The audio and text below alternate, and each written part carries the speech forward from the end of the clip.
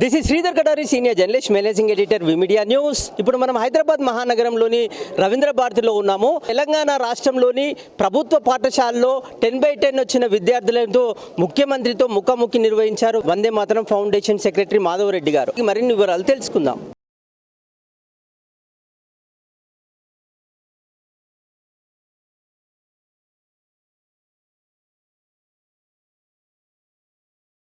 వాళ్ళ పిల్లలు 10/10 సాధించి ఆ ఊర్లో నుంచి ప్రతిభ గల పిల్లలు, ఆ పిల్లలకి కేవలం అకాడమిక్గా మార్కులే కాకుండా వాళ్ళు ఓన్లీ సాఫ్ట్వేర్ ఇంజనీర్లు కాదు, మేము అక్కడ టీఎస్పీఎస్ పోలీస్ అకాడమీ తీసుకెళ్ళినాం. ఎందుకంటే సోషల్గా సమాజ సేవ చేస్తున్న పోలీసుల యొక్క త్యాగాన్ని వాళ్ళకి చూపించినాం. కాబట్టి మీరు వ్యక్తిగతంగా ఎదగడం కాదు, మీరు వ్యక్తిగతంగా ఎదిగిన తర్వాత సమాజానికి తిరిగి ఇవ్వాలన్న ఒక సందేశం ఇవ్వడం కోసము వాళ్ళని టీఎస్పీఎస్ తీసుకెళ్ళడం జరిగింది. అదేవిధంగా అసెంబ్లీ తీసుకెళ్ళాం.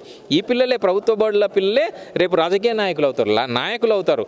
రేపు సీఎం కావచ్చు, ఎమ్మెల్యేలు, ఎంపీలు అంతా కూడా వీళ్ళే అసెంబ్లీలో చట్టసభల్లో ఈ పిల్లలందరూ కూడా కూర్చోవాలి. కాబట్టి వాళ్ళ మైండ్లలో చట్టసభల్లో కూడా మనం రాణించాలి అన్నది, అంటే కేవలం ఉద్యోగాలు, వ్యక్తిగత ఎదుగుదల కాదు, సమాజం కోసం కూడా వాళ్ళు కృషి చేయాలనే ఉద్దేశంతో వాళ్ళని 3 days ప్రోగ్రామ్ వాళ్ళని ఆర్గనైజ్ చేయడం జరిగింది. అంటే ఏంటంటే మనకు కనిపించే పిల్లలే 10/10 నా సర్టిఫికెట్ కనిపిస్తుంది, కానీ వాళ్ళు 10/10 సాధించడం కోసము వాళ్ళ తల్లిదండ్రులు ఒక పూట తినకుండా కష్టపడి వాళ్ళను చదివించిండ్రు. కాబట్టి వాళ్ళ విజయం వెనుక తల్లిదండ్రులు ఉన్నారనే ఉద్దేశంతో తల్లిదండ్రులను కూడా మేము ఘనంగా సన్మానించడం జరిగింది.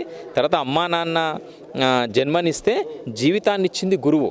కాబట్టి 10వ తరగతిలో మార్కులు సాధించడం కావచ్చు, వాళ్ళకు ఒక జీవితాన్ని, మార్గాన్ని ఇచ్చింది ఆ పాఠశాలలో ఉండే ప్రధానోపాధ్యాయులు మరియు ఉపాధ్యాయులు. కాబట్టి వీరి విజయం వెనుక తల్లిదండ్రులు ఉన్నారు, ఉపాధ్యాయులు ఉన్నారు. కాబట్టి ముగ్గురిని తీసుకొచ్చి ఇక్కడ వారిని ఘనంగా సన్మానించడమే కాకుండా 10 బస్సులలో అందరినీ కూడా ఆ పిల్లలతో పాటు తల్లిదండ్రులని, ఉపాధ్యాయులను కూడా టూరింగ్ చేయడం జరిగింది. వాళ్ళ ముఖాలలో చూసిన ఆనందం మాకు చాలా తృప్తిగా ఉంది.